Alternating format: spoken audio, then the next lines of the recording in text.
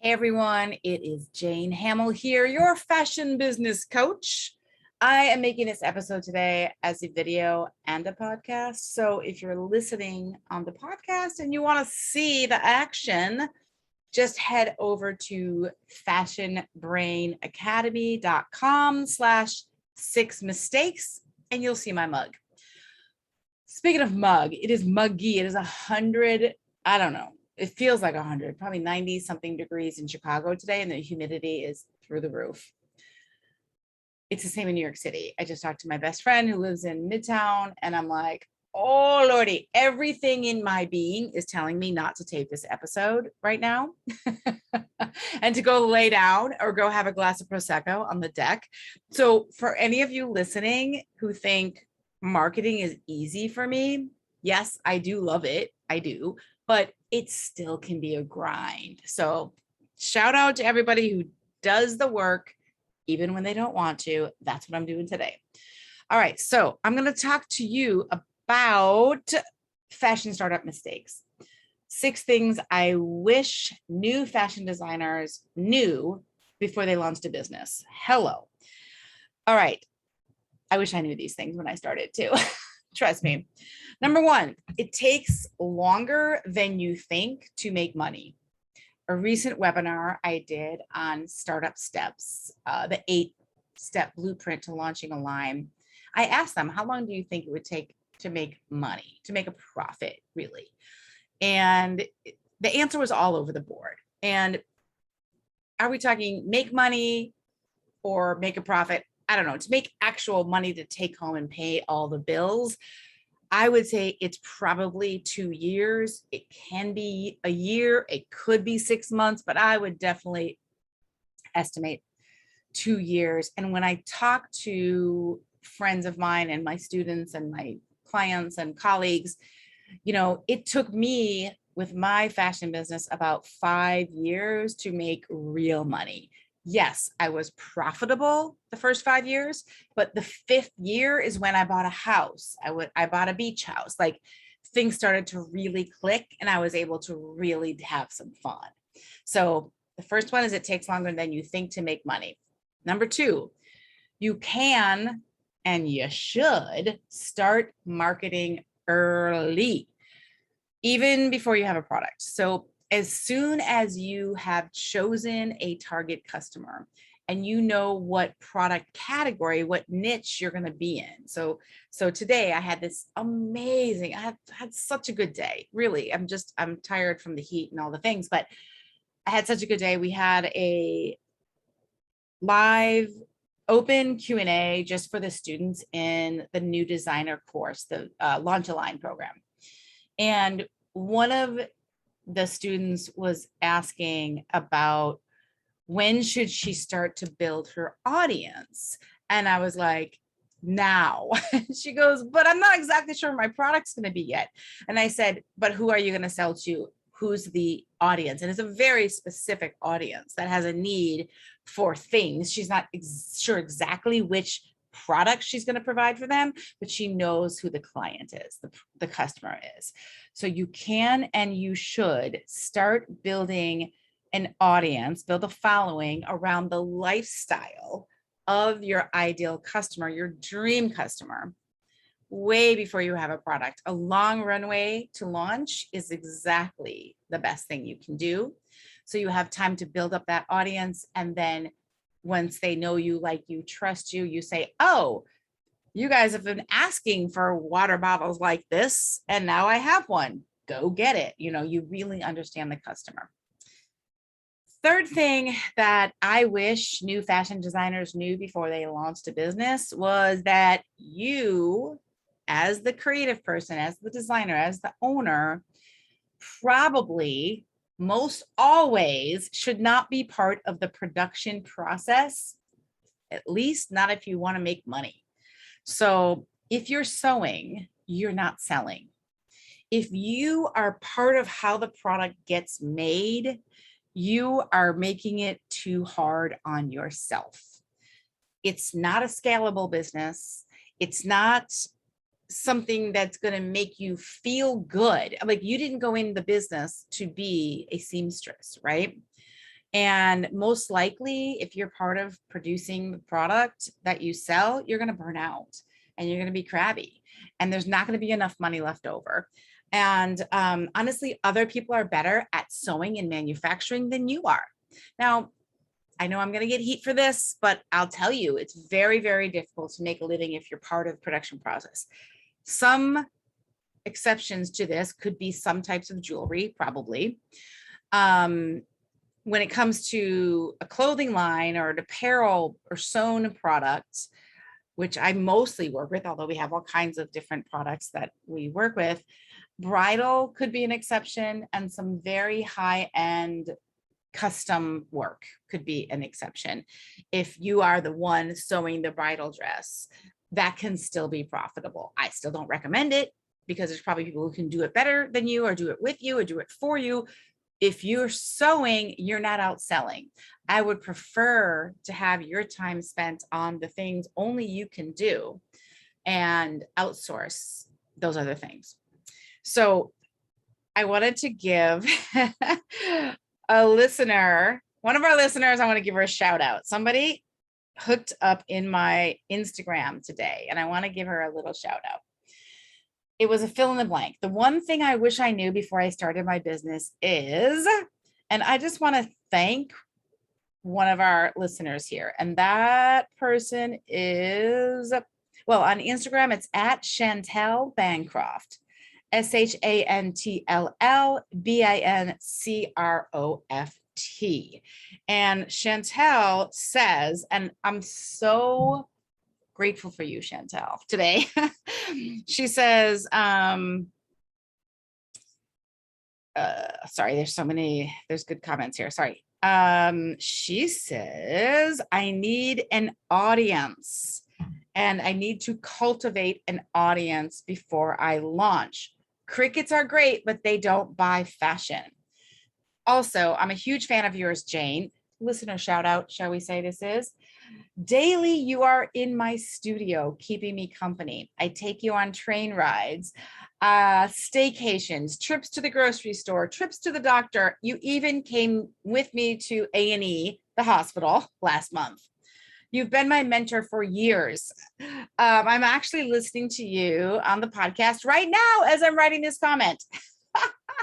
Soon, I can't thank you enough. And especially for the podcast, I'm really wanting to join the content club.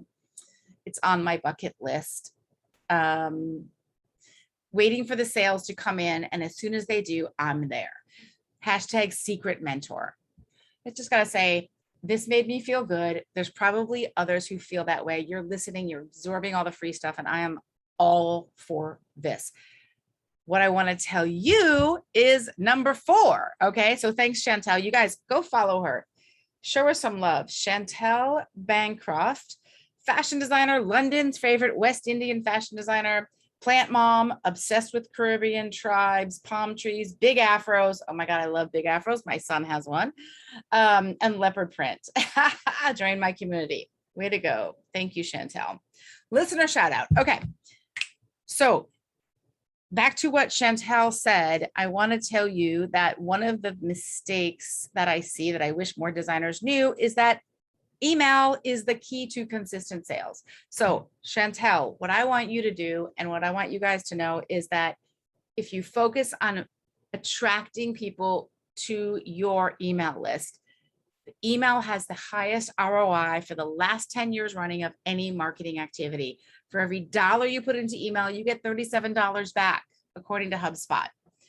And any stats I see are at least $37 back for every $1 you spend, if not more.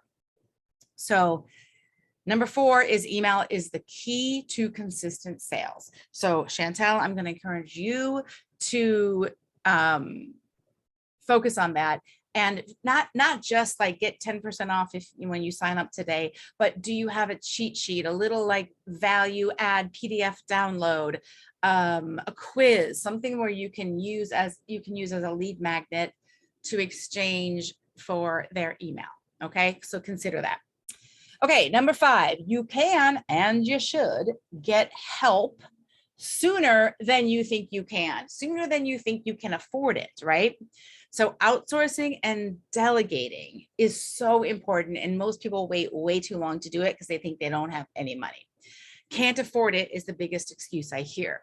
So the 3 tasks that take your time that I suggest you outsource or delegate as soon as possible, and it doesn't cost that much to do it, would be packing and shipping.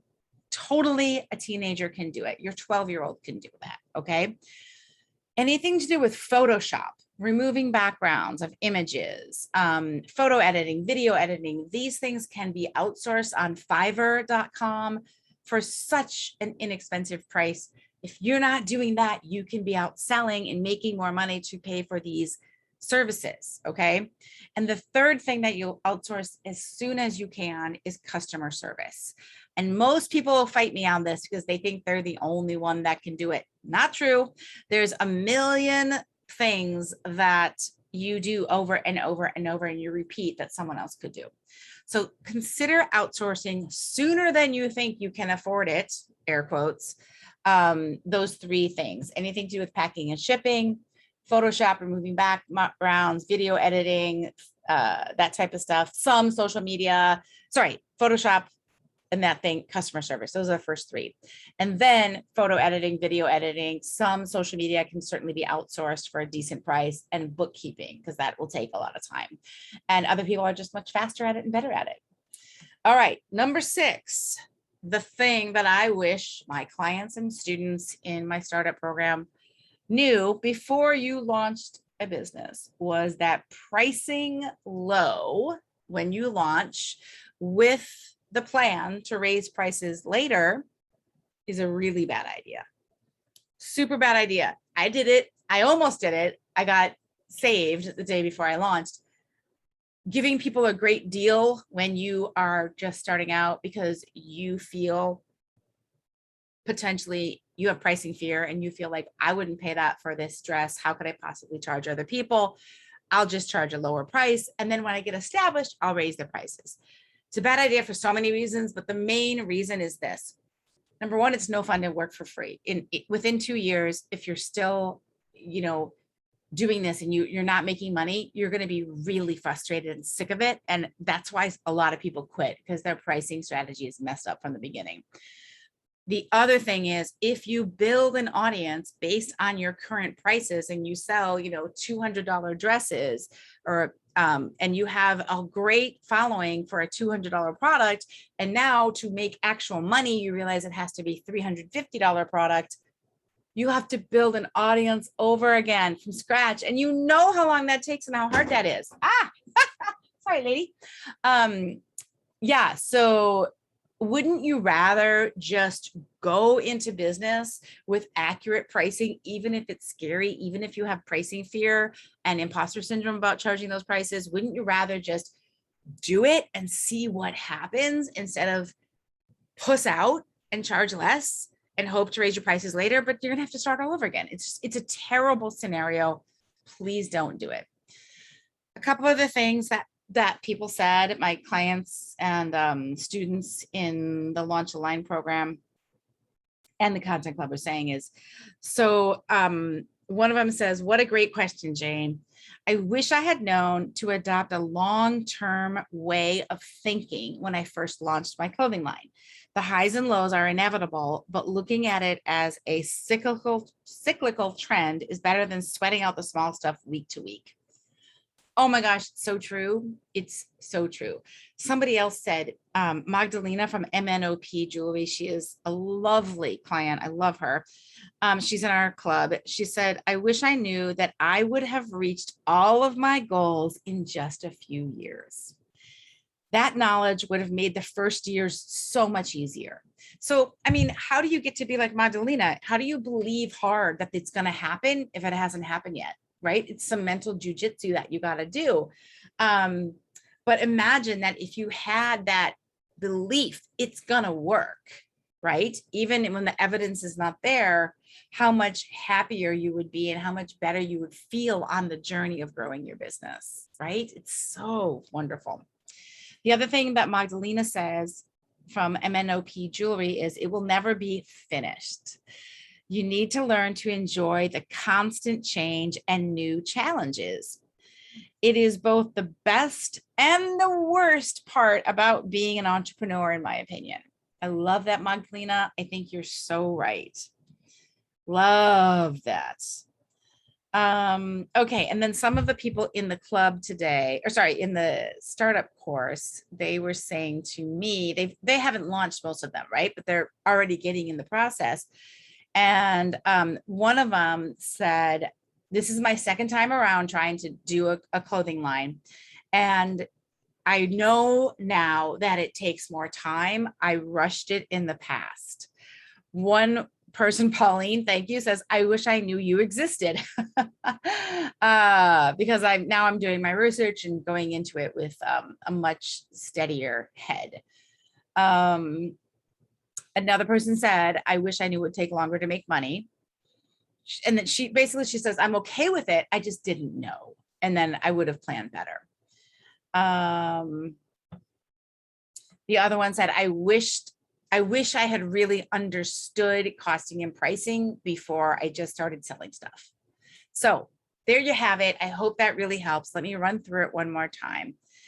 And again, you can find the notes back at fashionbrainacademy.com/6 mistakes, like the number 6. Number 1, it takes longer than you think to make money. You can and you should start marketing early, even without a product. That is something we cover pretty extensively in my startup course called Launch a Line. You'll find that at fashionbrainacademy.com/launch. Okay. Number 3, you probably should not be part of the production process if you want to make money. If you're sewing, you're not selling. Number 4, email is the key to consistent sales. Still, almost every niche. Doesn't matter if you have young people. Number 5, you can and should outsource much sooner than you think you can afford it, because you can't afford it, probably. And number 6, pricing low when you launch with the intention to raise prices later is a very bad idea and will make your life worse and miserable. Deal with the pricing fear in the beginning and let's go. If you want to launch a line and you want to learn from someone who's done it before successfully, someone like me, surprise, surprise, who has owned a retail store for 14 years, profitable 13 out of 14, sold my line to Bloomingdale's, Saks Jandel, Marshall Fields, which is now Macy's, all the things, had reps in 5 different cities, wholesale. Like, if you want to know the size and the scope of what you're getting into to start any sewn product, doesn't have to be fashion, backpacks, baby stuff, I don't care, then really consider getting an education. We would love to help you with that. The program is called Launch a Line, and you'll find it at fashionbrainacademy.com/launch.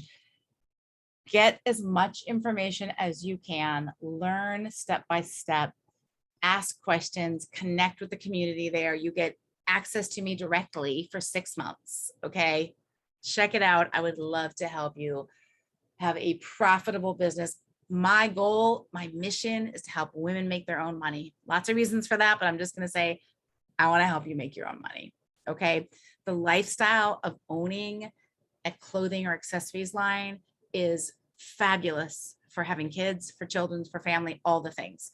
And it's just an amazing feeling to be an entrepreneur and to know that you are in control of your destiny. So if I can help you, jump on board in the course, fashionbrainacademy.com/launch. Have an awesome day, you guys. And please remember, perfect is good, but done is better. I am rooting for you 100%. If you're having a rough day, if you're tired like I was before I started the podcast, now I'm all energized. Please know there is this redheaded, maybe a little bit gray, not a little gray, but redheaded lady in Chicago who's rooting for you. I may not know you, you may not but know me, but I could be your quote secret mentor, and I am rooting for you here. Okay. I get it. I've been where you are. I get it. I'm with you. All right. Take care, guys. Have an awesome day. And I will see you next week.